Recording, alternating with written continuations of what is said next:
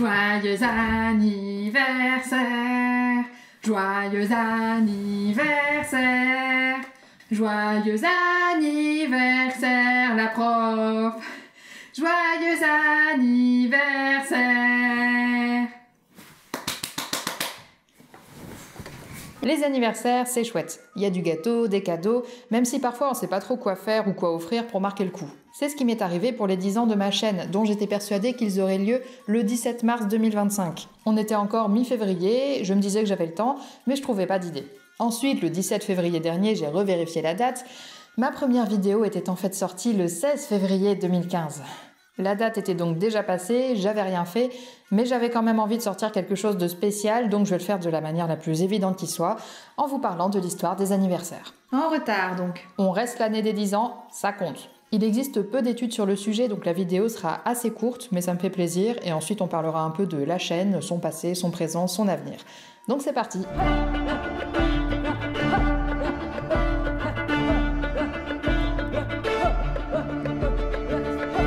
Durant l'Antiquité, on trouve quelques traces de fêtes d'anniversaire, même si elles sont bien différentes de ce qu'on connaît aujourd'hui. Les pharaons égyptiens, par exemple, célèbrent leurs 30 ans de règne lors d'une fête du jubilé appelée la Hebsed.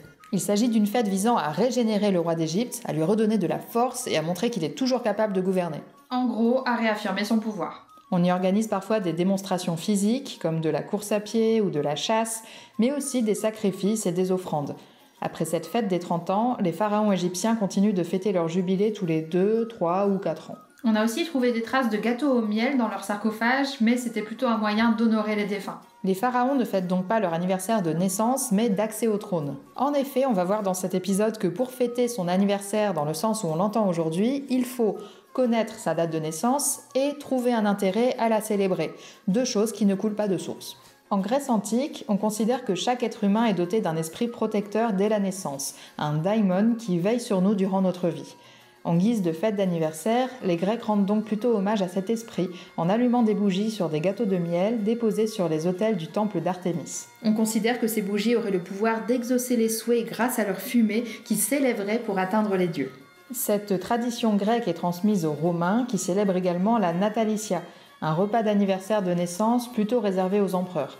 Ces derniers prennent l'habitude d'organiser une fête commémorant leur naissance chaque année avec des sacrifices, grosse ambiance. On savait s'amuser.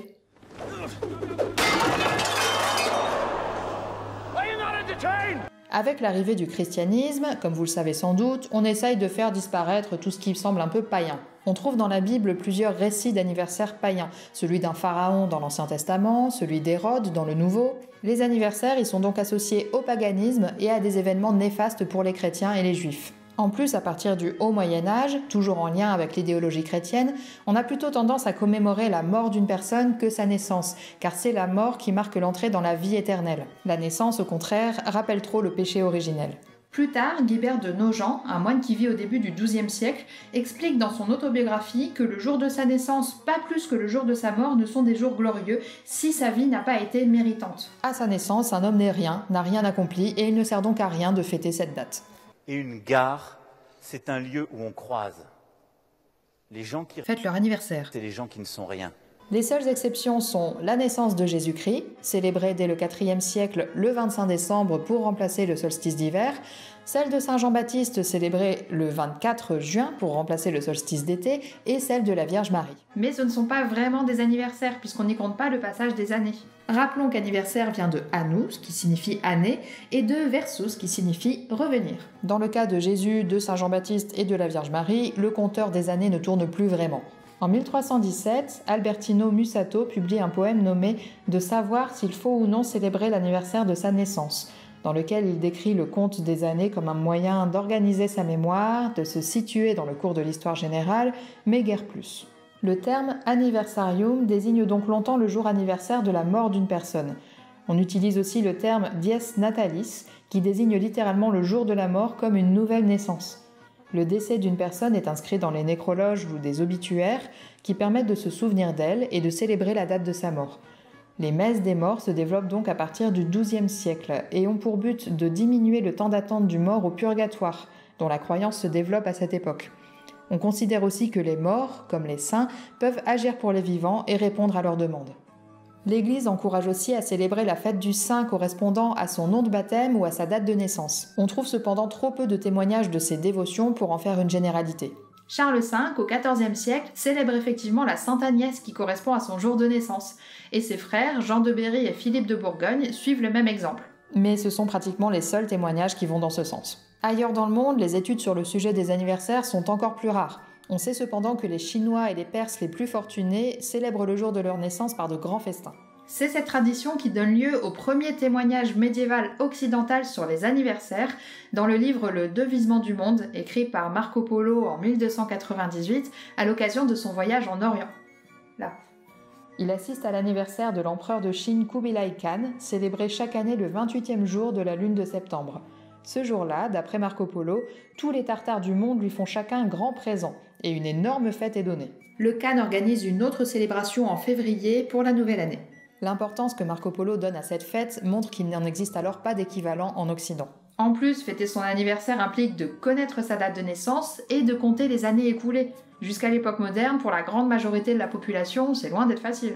On sait par exemple que Saint Louis est né un 25 avril, mais on n'est pas sûr si c'était en 1214 ou 1215. À défaut d'anniversaire de naissance, d'autres anniversaires ou événements marquants sont célébrés chaque année, qu'ils soient religieux comme l'Ascension ou la Pentecôte chez les chrétiens, ou laïques. On célèbre aussi des anniversaires de batailles, de fondations d'institutions, d'avènements de dynasties. Faute de célébrer le passage des ans, toujours, certains théoriciens découpent l'âge humain en grandes périodes, des âges de vie, entre 3 et 6 selon les penseurs. Pour Aristote, par exemple, il en existe 3, la jeunesse, l'âge mûr et la vieillesse. Pythagore en défend plutôt 4 durant 20 ans chacune, Infantia, Adolescentia, Juventus et Senectus. Cette théorie remporte un grand succès au Moyen-Âge parce qu'elle s'accorde avec les 4 saisons, les 4 éléments, les 4 humeurs du corps, les pizzas 4 fromages. Les astrologues, de leur côté, divisent plutôt l'âge de vie en 7 périodes, mises en relation avec les 7 planètes qui tournent autour du Soleil. La Lune, Mercure, Vénus, le Soleil, Mars, Saturne et Jupiter. Je sais, ce ne sont pas toutes des planètes, mais on parle d'astrologie et non d'astronomie. D'ailleurs, si l'astrologie médiévale vous intéresse, ça tombe bien, c'était mon sujet de mémoire. J'avais réalisé une vidéo là-dessus au tout début de la chaîne, elle mérite sans doute un rafraîchissement puisqu'elle a 10 ans, mais ça peut toujours vous apporter quelques infos. D'après les astrologues, donc, les hommes sont sous l'influence de la Lune durant les 4 premières années de leur vie, puis de Mercure pendant les 10 suivantes, de Vénus jusqu'à 22 ans, du Soleil de 22 à 41 ans, de Mars de 41 à 56 ans, de Jupiter jusqu'à 68 ans, et enfin de Saturne jusqu'à la mort. Et restons un peu sur le sujet des astrologues car c'est par eux que le souci de connaître sa date de naissance se répand dans les couches les plus aisées de la population à partir du XIVe siècle. En effet, sans date de naissance, pas d'horoscope, or l'astrologie fait de plus en plus d'adeptes. En outre, les paroisses commencent à enregistrer les dates de baptême dans leurs registres à partir du XIIIe siècle, ce qui permet à une partie de la population de connaître sa date de naissance, à défaut de vouloir la fêter. Parce qu'à l'époque, les baptêmes ont souvent lieu le jour de la naissance, histoire de ne pas prendre de risques. Pour une connaissance encore plus précise et générale, il faut attendre la Révolution française et l'établissement de l'état civil, dont les registres de naissance, mariage et décès remplacent ceux de baptême, mariage et sépulture des paroisses. L'intérêt pour la date de naissance se répand aussi au XVe et XVIe siècle avec l'arrivée du protestantisme, qui cherche à se détacher du culte des saints et à donner un peu plus d'importance au jour de la naissance. Cet intérêt se répand aussi dans les milieux catholiques. Au XVIe siècle, Matthaus Schwartz, un bourgeois d'Augsbourg, rédige son livre des costumes, un célèbre livre illustré dans lequel il marque le passage des années par la succession des vêtements qu'il a portés au cours de sa vie, comme la fashionista qu'il est. Il y note certains événements importants, et en particulier ses anniversaires. Il connaît le jour de sa naissance et décrit à 13 reprises les vêtements qu'il portait ce jour-là et qu'il a parfois fait faire exprès pour cette date. Ces observations sont l'occasion de voir qu'il accorde à cette journée une importance particulière. Il fête ses 25 ans en conduisant un traîneau dans la neige et décide de se marier le jour de ses 41 ans. On ne peut cependant pas parler de fête d'anniversaire, qui reste longtemps réservée aux enfants de familles aisées et disparaissent à l'âge adulte. Ainsi, à partir du XIIIe siècle, en Allemagne, on trouve des Kinderfeste, sorte de fête où l'enfant souffle une bougie sur un gâteau, rappelant un peu les coutumes antiques. En France, au début du XVIIe siècle, le médecin de cour Jean Héroard tient un journal dans lequel il consigne la santé du jeune roi Louis XIII, né le 27 septembre 1601. Le jour de ses 4 ans, il entend un Te Deum à la chapelle. Pour ses 10 ans, il refuse d'étudier, parce que c'est le jour de sa naissance. L'année suivante, il veille jusqu'à l'heure de sa naissance, soit 22h45, et on lui sert un gâteau feuilleté. Après 12 ans, l'anniversaire ne semble plus être une préoccupation du jeune roi car le médecin n'en fait plus mention. D'autres témoignages épisodiques d'anniversaire apparaissent au cours du XVIIe siècle. En Angleterre, Samuel Pepys note chaque année son anniversaire dans son journal et décide d'aller à Westminster le jour de ses 36 ans pour embrasser la momie de Catherine de Valois avant d'aller danser. Gros projet. En 1680, Madame de Sévigné parle dans une lettre de fleurs et de vers offerts à un vieil abbé le jour de ses 74 ans. À la fin du XVIIIe siècle, le jeune duc de Valois, futur roi Louis-Philippe, compte les jours jusqu'à son anniversaire. Ce jour-là, il se réveille toujours à 4 h du matin, heure de sa naissance, et des chants et des danses sont organisés. En Allemagne, Otto von Eck compose un poème en 1793 pour l'anniversaire de son père et de sa mère. L'année suivante, il demande pardon à sa mère pour avoir oublié sa date d'anniversaire, et l'année d'après, il organise des feux d'artifice. Il commence à fêter son propre anniversaire à partir de ses 19 ans. Enfin, le premier témoignage d'une fête d'anniversaire telle qu'on se l'imagine aujourd'hui date de 1802. Né en 1749, le poète Goethe fête son anniversaire depuis son plus jeune âge, car son père lui offre chaque année des pâtisseries. Lorsqu'il commence à étudier, il prend l'habitude de le fêter avec des amis. Un gâteau d'anniversaire fait son apparition vers les années 1780, et en 1802 a lieu une grosse fête d'anniversaire au cours de laquelle il souffle un gâteau orné de 53 bougies. Goethe devient une telle légende nationale que toute l'Allemagne fête son anniversaire à partir de 1819. Et qu'en 1826, le roi de Prusse doit ordonner que l'anniversaire de Goethe ne soit pas célébré avec plus de faste que celui des membres de la famille régnante.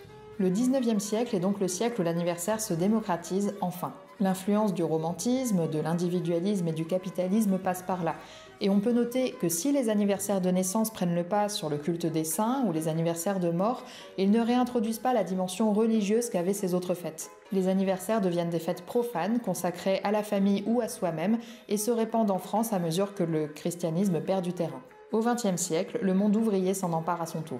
C'est l'anniversaire dans tous les recoins, c'est presque tous les ans qu'on a l'anniversaire. Grâce à cette Annie, c'est la joie, c'est pratique. C'est au moins un principe à retenir pour faire la frite. C'est la la. Je terminerai sur le dernier ajout de taille à ces fêtes d'anniversaire, la chanson Joyeux anniversaire ou Happy Birthday to You, dont l'air est composé en 1893 par les sœurs américaines Mildred et Patty Hill. À cette époque, les paroles n'ont rien à voir avec les anniversaires.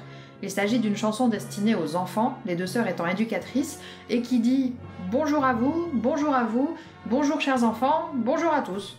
La chanson se répand rapidement à toutes les écoles américaines, devient Joyeux anniversaire dans un premier recueil de chansons en 1911 et prend officiellement le nom de Happy Birthday to You en 1924. Elle est ensuite reprise partout, mais il faut attendre 1934 pour que Jessica Hill, la troisième sœur, parvienne à toucher des droits d'auteur dessus. Depuis 2016, et un procès contre Warner Chappell qui prétendait en posséder les droits, la chanson est passée dans le domaine public. C'était donc l'histoire des anniversaires, mais il me reste maintenant à dresser l'histoire de mon anniversaire. Et du mien, et du mien. Même si vous n'étiez pas là dès le début. Car comme je le disais au début de cette vidéo, ça fait 10 ans déjà que j'ai lancé cette chaîne YouTube, avec un premier épisode de Chronique de prof sorti le 16 février 2015. Quand j'ai lancé ma chaîne, j'étais encore étudiante, je suivais un master recherche en histoire médiévale à l'université de Lille 3. La meilleure période. Oui et non, j'ai un peu élargi mes opinions depuis, mais en tout cas, comme je le disais en début de vidéo, je travaillais sur l'astrologie de cours au XVe siècle et j'adorais ça. Je ne savais pas trop où j'allais au début avec cette chaîne, mais grâce à la magie d'internet, j'ai rapidement eu un public et rencontré d'autres vidéastes qui m'ont motivé à continuer, innover et trouver la forme qui me plaisait vraiment. Je remercie entre autres Calibrio qui était à l'origine du premier Discord de créatrices que j'ai rejoint, Benjamin Brio pour ses quelques partages fort bienvenus, David Shake pour être devenu un super pote tout simplement, et il fait de bonnes vidéos aussi. YouTube m'a permis de rencontrer beaucoup de personnes qui sont désormais des amis, mais m'a aussi offert quelques opportunités professionnelles. En 2020, j'ai pu sortir mon premier livre de vulgarisation historique, La vie quotidienne au Moyen-Âge, suivi de près par Les Précurseuses, dans lequel je dresse le portrait de femmes badass. Tous les deux sont parus aux éditions Nouveau Monde. Oui, parce qu'entre-temps, outre le Moyen-Âge, la prof s'est découvert une passion pour l'histoire des femmes. Et l'histoire culturelle, l'histoire des sensibilités. J'ai créé l'émission secondaire Gente Dame Badass en 2018, et même si les vidéos sur l'histoire des femmes font bien moins de vues que les vidéos chroniques de prof, je suis pas près d'arrêter. La liste des femmes à traiter dans cette émission est très longue. J'ai eu des passages à vide, bien sûr, qui allaient parfois de pair avec ma vie professionnelle, parce que j'ai jamais prétendu vivre de ma chaîne. J'ai enseigné l'histoire géo quelques années dans le Nord, j'avais même mon CAPES, mais j'ai posé ma démission après un bon gros burn-out, sujet que les profs connaissent bien. Quand on a la prof comme pseudo, c'est pas pratique. Ouais, j'ai encore quelques frissons d'angoisse à chaque fois qu'on me contacte en tant que prof, mais ça commence à aller mieux. Depuis, j'ai pris du temps pour moi, j'ai tout claqué pour suivre une formation théâtrale au Cours Florent de Bruxelles. Devenir actrice, c'est compliqué, mais je joue de temps en temps et j'aime bien ça. Et surtout, je regrette absolument pas ces années théâtrales parce que ça m'a permis de développer à fond ma fibre artistique. J'avais déjà écrit un peu par le passé puisque, outre mes scripts de vidéos, j'avais écrit et réalisé la web-série de science-fiction Time Warp, dérivée des personnages de Chroniques de prof. C'était une expérience extraordinaire, stressante mais belle, et même si je pense pas réaliser de saison 3, je suis très heureuse de ce à quoi je suis arrivée avec cette série. Mais revenons à l'écriture, puisque c'est après tout ce cheminement, après avoir pris contact avec l'agente d'une amie qui m'a renvoyée vers une autre agente, qui m'a conseillé d'écrire à telle maison d'édition, que j'ai trouvé un éditeur pour mon premier roman, qui sortira en octobre prochain, ou peut-être début 2026, on n'est pas encore sûr. Je vous en parlerai plus en temps voulu, mais c'est un roman historique, je suis super contente et j'espère continuer d'écrire aussi longtemps que possible, en tout cas j'ai plein d'idées pour ça. Bref, si on résume ces 10 années sur YouTube, qui correspondent aussi plus ou moins à mon entrée dans la vie active, je vis toujours pas de YouTube, ni du théâtre, ni de l'écriture. J'ai un boulot dans un cinéma, mais je m'épanouis dans toutes ces activités et j'espère continuer aussi longtemps possible en voyant ce que l'avenir me réservera. Beaucoup d'art, j'espère, et d'histoire. Et avant de vous quitter pour cet épisode un peu spécial, ça me ferait très plaisir que vous me disiez comment vous avez découvert ma chaîne. N'hésitez pas aussi à me laisser un petit mot, à me dire si vous avez un épisode préféré, un souhait, une question sur ma vie, j'y répondrai. Si pour les prochaines années vous voulez plus d'Aliénor et moins de Lucrezia, n'hésitez pas à le mettre aussi en commentaire s'il vous plaît. Merci. Alors merci beaucoup pour tous vos commentaires, votre soutien, vos dons même, et à bientôt pour les 10 prochaines années.